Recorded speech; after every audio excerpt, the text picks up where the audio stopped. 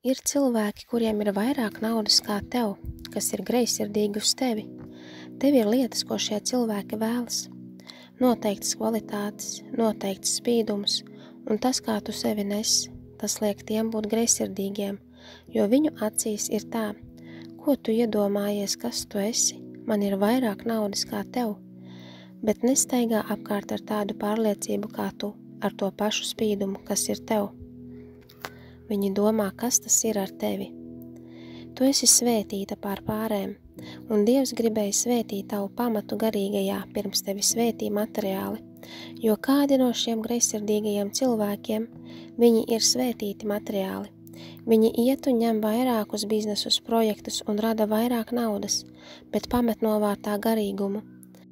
Pēc tā, cik daudz sasnieguši materiāli, viņi saprot, ka kaut kas iekšēji trūkst, un kad redz tādu kā tu, tad redz kādu, kas pret sevi izturas kā cēlu un karalisku.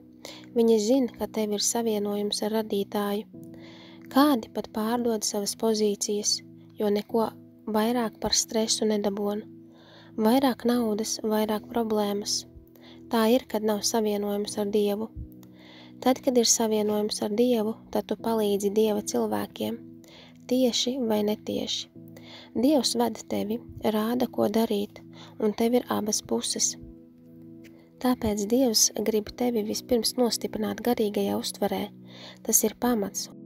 Tas atļaus ieaicināt šo materiālo pasauli un nejusties tukšai iekšēji. Un tāpēc, ka nāc no pazemīga sākuma, tu nebūsi alkatīga, nodevīga ar to.